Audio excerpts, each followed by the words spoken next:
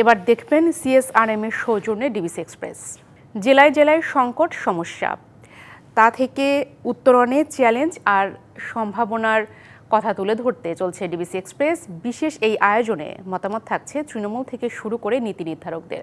আজ সারাদিন DBC express আছে উত্তরের জনপদ গাইবান্ধায়। সিএসআরএম নিবেদিত ডিবিসি এক্সপ্রেস গাইবান্ধায় আজ সারাদিন থাকবে এবং সাধারণ মানুষ থেকে শুরু করে যারা নীতি নির্ধারক তাদের কথা তো বলবই।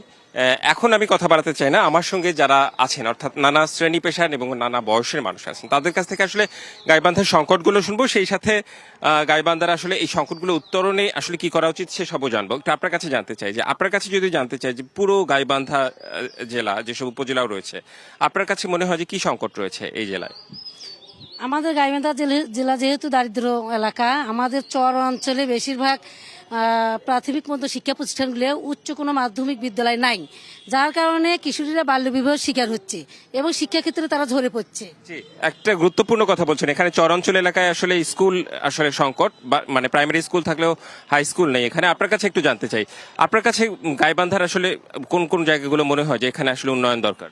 এখানে দরিদ্র নারীদের যে সন্তান প্রসবের জায়গাটা আমাদের মাতৃসদন, সেখানে আসলে ডাক্তার না থাকার কারণে তারা বিভিন্ন সময় বিভিন্ন ক্লিনিকে যেতে পারে না অতিরিক্ত টাকার কারণে, এবং সেই কারণে শিশু মৃত্যু এবং নারী মৃত্যুর হারটা অতিরিক্ত বেড়ে যাচ্ছে আমাদের এলাকায়।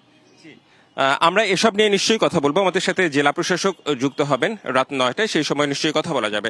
আমি একটু আরো দু একজনের সঙ্গে কথা বলতে চাই। এই যে গাইবান্ধা শহর, এই শহরটাও আসলে খুব যানজট, মানে পরিকল্পিত না। আপনার কাছে একটু জানতে চাই যে গাইবান্ধার মানুষ হিসেবে আসলে কি কি দাবি করেন কিংবা উন্নয়নের জন্য কি কি প্রয়োজন? স্বাধীনতার 54 বছর পেরিয়েও আজকে আমাদেরকে চিন্তা করতে হচ্ছে যে গাইবান্ধার উন্নয়ন নিয়ে। পাশ্চাত্যের জেলাগুলোর থেকে পিছিয়ে আছে গাইবান্ধা। আপনি নিশ্চয়ই যখন ঢুকেছেন গাইবান্ধা শহরে তখন দেখবেন যে 4 লেন রাস্তা হওয়ার কথা ছিল, সেটা 2 লেন রাস্তা হয়ে আছে। গাইবান্ধা শহরের মানুষ ট্রিটমেন্ট পায় না। হাসপাতাল যেটা রয়েছে আমাদের গাইবান্ধায় জরাজীর্ণ এবং হেলে দুলে চলছে, যে গাইবান্ধার অবস্থা নাজুক। আমরা উন্নয়নের জন্য গাইবান্ধায় কৃষি ডিপ্লোমা একটা ইনস্টিটিউট আছে, সেটাই ইউনিভার্সিটি করার মতো 1000 একর জায়গা আছে। আমরা সব কিছু থেকেই আমরা জানি না কি অনেক সংকট রয়েছে। আমি আরো অনেকেই আছে, এখানে একজন তরুণ রয়েছে, আমি একটু এই তরুণের কাছেও জানতে চাই যে আপনার কাছে কি মনে হয় সংকটটা কোথায়, মানে কি করলে ভালো হয় গাইবান্ধার জন্য?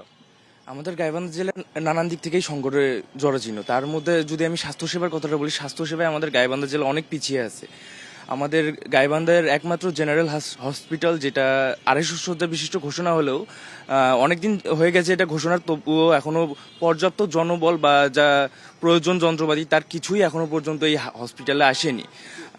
হাসপাতাল সমস্যা, শিক্ষার সমস্যা, চর অঞ্চলের সমস্যা, সমস্যা আসলে অনেক এই জেলা শহরটিকে। আমিও দেখেছি, আমার কাছে মনে হয়েছে যে ভৌগোলিকভাবেও আসলে জেলাটি একটু সাইডে থাকায় আসলে মূল যে প্রধান সড়ক ঢাকা থেকে উত্তরবঙ্গের অর্থাৎ যে বিশ্ব রোড চলে গিয়েছে সেই রাস্তার সাথে আসলে গাইবান্ধার শহরের কানেক্টিভিটি কম, সে কারণে আসলে নানাভাবে গাইবান্ধা এখনো অবহেলিত। আমরা সংকটগুলোর কথা শুনলাম, এর থেকে উত্তরণের কি উপায় সেই সব কথাও জানবো। এই এলাকারই শিক্ষক যারা আছেন, যারা সুশীল সমাজ আছেন তাদের কাছে, পাশাপাশি জেলা প্রশাসকের কাছে জানবো এই গাইবান্ধার সমস্যা নিয়ে উত্তরের জন্য তারা আসলে কি পথ খুঁজছেন। তো ডিবিসি এক্সপ্রেসের সাথেই থাকবেন।